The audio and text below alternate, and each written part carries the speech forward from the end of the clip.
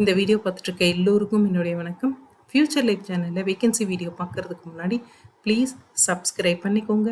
நீங்கள் சப்ஸ்கிரைப் பண்ணால் மாத்திரம்தான் நான் போடுற வீடியோ உங்களுக்கு உடனுக்குடனே கிடைக்கும். அதை பார்த்துட்டு அப்ளிகேஷன் இன்டேட்டுக்கு முன்னாடி உங்களால் அப்ளை பண்ணவும் முடியும்.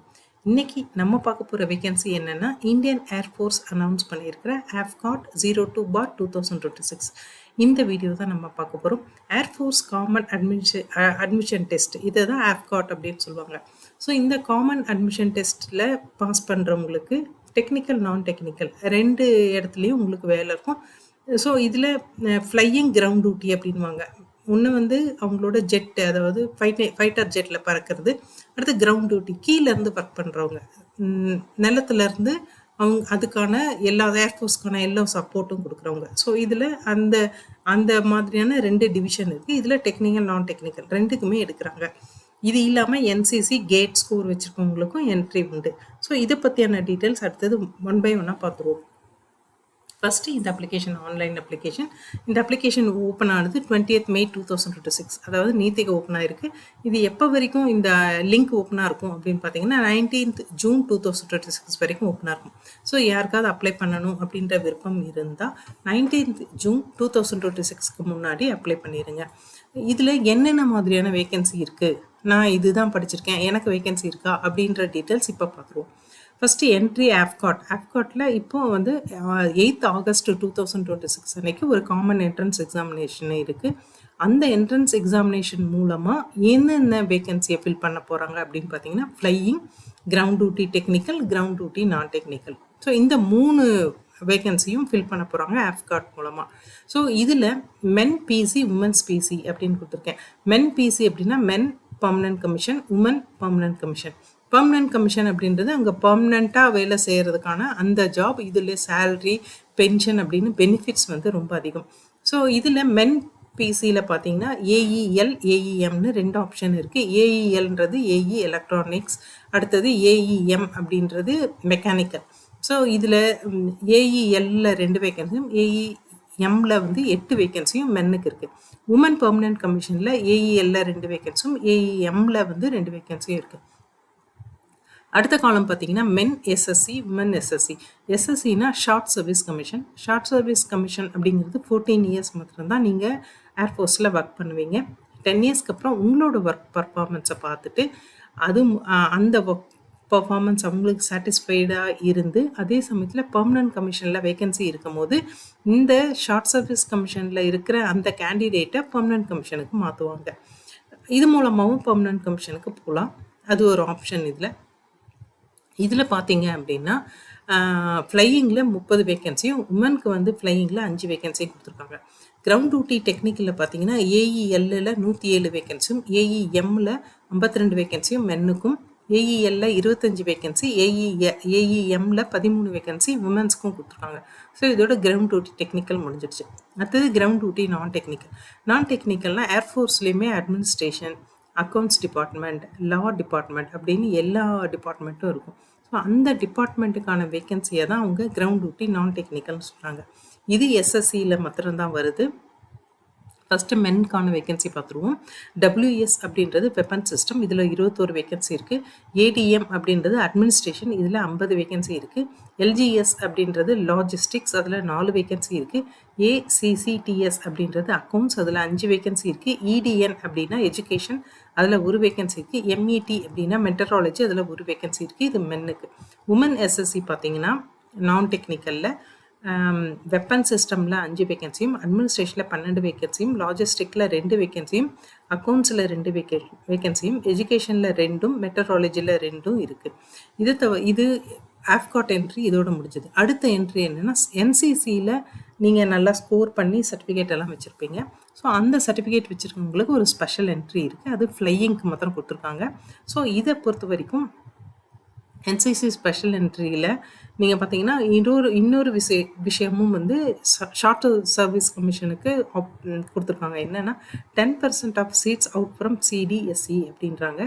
National testing agency, Indian government நடத்துகிற அந்த காமன் டிஃபென்ஸ் சிஸ்டம்க்கான என்ட்ரன்ஸ் எக்ஸாமினேஷன் பாஸ் பண்ணி சர்டிஃபிகேட் மார்க் ஷீட் வச்சுருக்கவங்களுக்கு 10% ஆஃப் சீட்ஸ் வந்து ரிசர்வ் பண்ணுறாங்க. இதை தவிர வந்து ஆப்காட் வேகன்சி, அதாவது ஆப்காட்டில் இருக்கிற அந்த 10% வந்து பெர்மனன்ட் கமிஷன், அதே மாதிரி எஸ்எஸ்சிக்கும் இதுக்கும் ஒதுக்குறாங்க. அடுத்த என்ட்ரி பார்த்தீங்கன்னா கேட் ஸ்கோர் என்ட்ரி. இதில் வந்து டெக்னிக்கல், அதாவது கிரவுண்ட் டியூட்டியில் டெக்னிக்கல். ஸோ டெக்னிக்கல் வரும்போது இதில் மென் பெர்மனன்ட் கமிஷனில் ஏஇஎல்லுக்கு ஒன்றும் ஏஇஎம்க்கு ஒன்றும் இருக்குது. உமன்ஸ் பெர்மனன்ட் கமிஷனில் ஏஇஎல்ல ஒன்றும் ஏஇஎம்ல ஒன்றும் இருக்குது. ஸோ இது கேட் ஸ்கோர் வச்சுருக்கவங்களுக்கு மாத்திரம். அடுத்தது கேட் ஸ்கோர் வச்சுருக்கிற ஷார்ட் சர்வீஸ் கமிஷனில் ஏஇஎல்லுக்கு 12ம் ஏஇஎம்முக்கு 6ம் மென்ஸ்க்கு ஒதுக்கியிருக்காங்க. உமனுக்கு ஏஇஎல்லில் 3ம் ஏஇஎம்ல 1 ஒதுக்கியிருக்காங்க. இந்த ஏஇஎல் அப்படின்றது நான் சொன்னது எலக்ட்ரானிக்ஸ், ஏஇஎம் அப்படின்றது மெக்கானிக்கல். ஸோ இவ்வளோ தான் உங்களுக்கான இந்த வேக்கன்சி பொசிஷன்ஸ். நான் ஏற்கனவே சொன்ன மாதிரி பெர்மனன்ட் கமிஷன் அப்படின்றது இது வந்து உங்களுக்கு வந்து எல்லா விதமான பெனிஃபிட்ஸும் இருக்கிற ஒரு ஒரு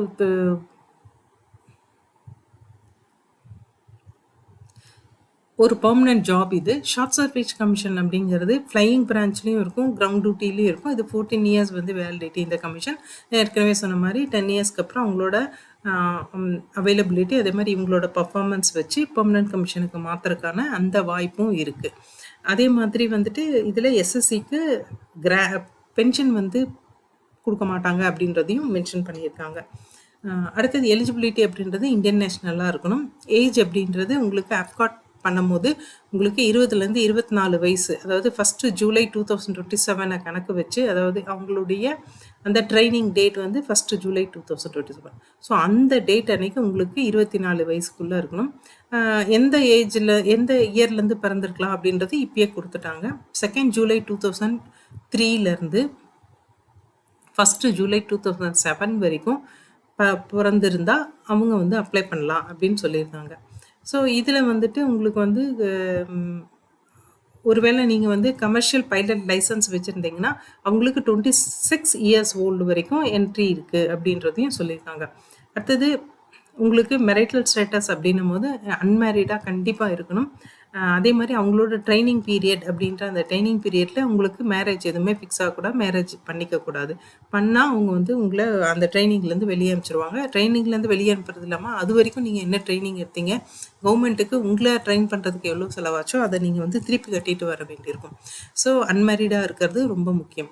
எஜுகேஷனல் குவாலிஃபிகேஷனை பொறுத்த வரைக்கும் ஃப்ளையிங் பிரான்ச்சுக்கு நீங்கள் அப்ளை பண்ணுறீங்க அப்படின்னா முக்கியமாக 10th 12th நீங்கள் வந்து ஃபிசிக்ஸ் மேத்தமெட்டிக்ஸும் ஃபிசிக்ஸும் படிச்சிருக்கணும் 10த்லேயும் 12த்லேயும். அதே மாதிரி கிராஜுவேஷன் வந்து 3 இயர்ஸ் டிகிரி பண்ணியிருக்கலாம், இல்லை பிஇ பிடெக் அப்படின்ற 4 இயர்ஸ் டிகிரியும் பண்ணியிருக்கலாம். எதுவாக இருந்தாலும் ரெகக்னைஸ்டு யூனிவர்சிட்டி இன்ஸ்டியூஷனில் ஃபுல் டைமில் 60 ஆர் அபவ் 60 மார்க் வாங்கி பாஸ் பண்ணவங்களாக இருக்கணும்.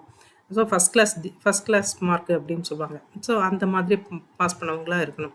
அதே மாதிரி கிரவுண்ட் டியூட்டி டெக்னிக்கல் அதில் வந்து எலக்ட்ரானிக்ஸ் ஏஇஎல், அதாவது ஏஇஎல்னா எலக்ட்ரானிக்ஸ் சொன்னேன் இல்லையா.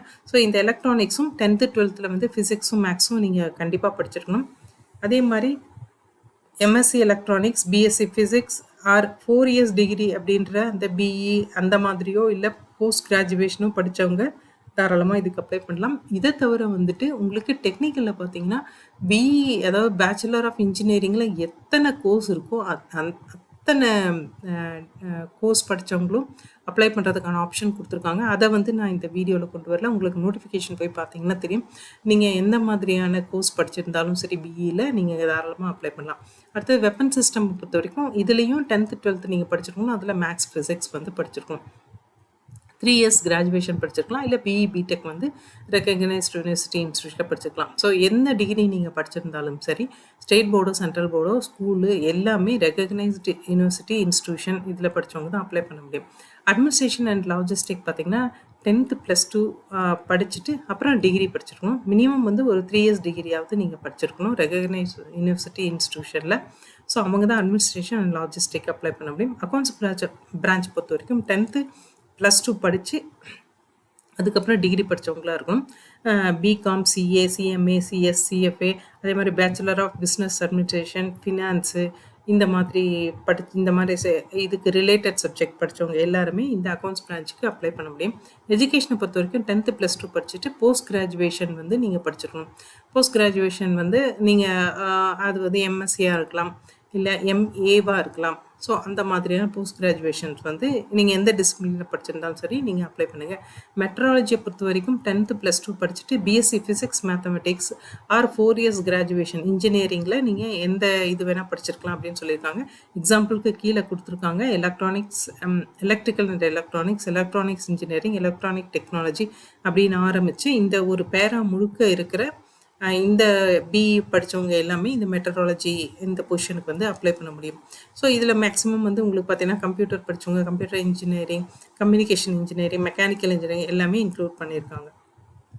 அதே மாதிரி மறுபடியும் சொல்லியிருக்காங்க, நீங்கள் 10th +2 பேட்டர்னில் படித்தவங்க மாத்திரம்தான் இந்த ஆஃப்கேட்டுக்கு உங்களால் அப்ளை பண்ண முடியும். அதே மாதிரி இன்னொன்று சொல்லியிருக்காங்க, 2 சீட்டு, அதாவது நான் டெக்னிக்கலில் 2 சீட்டு லா கிராஜுவேட்ஸ்க்கு நாங்கள் கொடுப்போம் அப்படின்னு சொல்லியிருக்காங்க. ஸோ நீங்கள் லா வந்து படிச்சிருக்கணும். பேச்சுலர் ஆஃப் லா வந்து ரெகக்னைஸ்ட் யூனிவர்சிட்டி இன்ஸ்டியூஷனில் படிச்சிருந்தா 2 சீட்டு வந்து லாக்கு அலாட் பண்ணுறாங்க. அதே மாதிரி அப்ளை பண்ணுறது அப்படின்றது https://appcart.edcil.co.in இதுதான் அவங்களோட அஃபிஷியல் வெப்சைட்.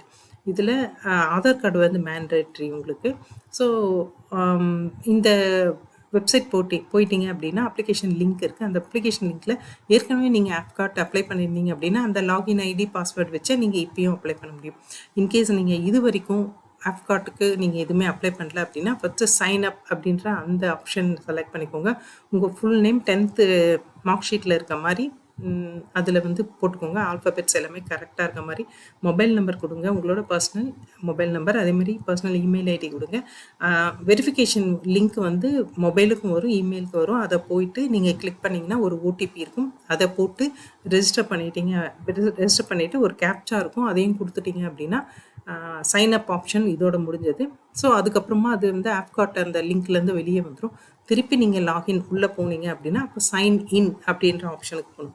ஸோ இது வந்து ஏற்கனவே ஆப்கார்ட்டு என்ட்ரி வச்சுருக்கவங்களும் சைன் இன் தான் போகணும். ஃபஸ்ட் டைம் சைன் அப் பண்ணி ரெஜிஸ்டர் பண்ணவங்களும் இந்த சைன் இன் ஆப்ஷனில் போகணும். சைன் இன் ஆப்ஷன் போனீங்கன்னா உங்களுக்கு வந்து யூசர் ஐடி ஆல்ஃபா நியூமரிக்கில் இருக்கும், பாஸ்வேர்டு என்னவோ அதை போடுங்க. ஒருவேளை நீங்கள் முன்னாடியே ரெஜிஸ்ட்ரேஷன் வச்சுருக்கீங்க அப்படின்னா பாஸ்வேர்டு மாதிரி இருந்துச்சுன்னா ஃபர்கெட் பாஸ்வேர்ட் கொடுங்க. ஃபர்கெட் பாஸ்வேர்ட் கொடுத்து நீங்கள் பாஸ்வேர்ட் ரீசெட் பண்ண அப்புறம் கேப்சாவும் கொடுத்து உள்ளே போயிடுங்க. இதுக்கப்புறம் உங்களுடைய ஒவ்வொரு லைனும் நீங்கள் எப்படி வந்து ஃபில் பண்ணணும் அப்படின்ற அந்த டீட்டெயில்ஸ் வந்து அவங்க நோட்டிஃபிகேஷனை கொடுத்துருக்காங்க. நேம் அப்படின்ற இடத்துல எப்படி நேம் ஃபில் பண்ணணும், எஜுகேஷனல் குவாலிஃபிகேஷனை எப்படி ஃபில் பண்ணணும், ஒவ்வொரு லைனும் வந்து டீட்டெயிலாக கொடுத்துருக்காங்க அவங்க நோட்டிஃபிகேஷனில். அது வந்து நான் இந்த வீடியோவில் கொண்டு வரல. அதே மாதிரி எக்ஸாமினேஷன் அப்படிங்கிறது உங்களுக்கு வந்து இந்த எக்ஸாமினேஷன் வந்து 8th August 2026 சாட்டர்டே அன்னைக்கு நடக்க போகுது. அன்னைக்கு காலையில் 8 மணிக்கு நீங்கள் சென்டருக்கு போயிடணும். அவங்க 10 o'clock வரைக்கும் இந்த வெரிஃபிகேஷனை, அட்மிட் கார்டு வெரிஃபிகேஷனை, இன்ஸ்ட்ரக்ஷனை பண்ணுறதுக்கு எல்லாத்துக்குமே உங்களுக்கு டைம் கொடுப்பாங்க. முக்கியமாக கேட் க்ளோசிங் 9:30, 8 to 9:30 வரைக்கும் தான் கேட் ஓப்பனாக இருக்கும். அதுக்கு பின்னாடி ஒரு நிமிஷம் பின்னாடி வந்தால் கூட அவங்க அலோவ் பண்ண மாட்டாங்க உள்ள. ஸோ அந்த 10லேருந்து 12 வரைக்கும் உங்களுக்கு வந்து எக்ஸாமினேஷன் அப்படின்றது நடக்கும். இது ஒன்லி இங்கிலீஷில் மாத்திரம்தான் இருக்கும், வேறு லாங்குவேஜில் இருக்காது. ஸோ என்னென்ன சப்ஜெக்ட்னா general awareness, verbal ability in English, numerical ability, reasoning, numerical ability and reasoning and military aptitude test. இது வந்து 2 hours நடக்கும். 100 கொஷின் இருக்கும், 300 மார்க்கு. முக்கியமான விஷயம், இன்கரெக்ட் ஆன்சருக்கு 1 மார்க் வந்து மைனஸ் பண்ணுவாங்க. நீங்கள் கரெக்டான ஆன்சர் நீங்கள் 90 எழுதியிருந்தாலும் ராங் ஆன்சர் 10 எழுதினீங்கன்னா 10 மார்க் அவுட், 1 மார்க்கு வந்து எடுத்துருவாங்க. முக்கியமாக வந்து இந்த அப்ளிகேஷன் சப்மிட் பண்ணும்போது ஒவ்வொரு பேஜ்லேயும் நீங்கள் கொடுத்துருக்க இன்ஃபர்மேஷனுக்கும் உங்கள் கையில் இருக்க சர்டிஃபிகேட்டுக்கும் எந்த டிஃப்ரென்ஸும் இல்லாமல் பார்த்துக்கோங்க. இன்ஃபர்மேஷன் ரொம்ப கரெக்டான இன்ஃபர்மேஷன் இருக்கிற மாதிரி பார்த்துக்கோங்க, ஏன்னா வெரிஃபிகேஷன் நிறைய நடக்கும். ஸோ இதெல்லாம் வெரிஃபை பண்ணிவிட்டு அதுக்கப்புறமா சப்மிட் கொடுங்க.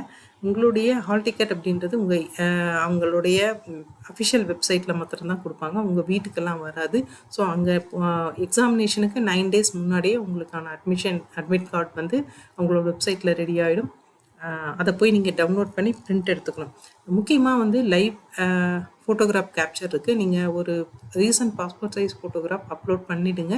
அது இல்லாமல் அப்ளிகேஷன் போடும்போது நீங்கள் ஒர்க் பண்ணிகிட்டு இருக்க அந்த லேப்டாப்போ இல்லை கம்ப்யூட்டர்லேயோ கேமரா மூலமாக உங்களை வந்து ஒரு ஃபோட்டோ எடுத்துக்கும்.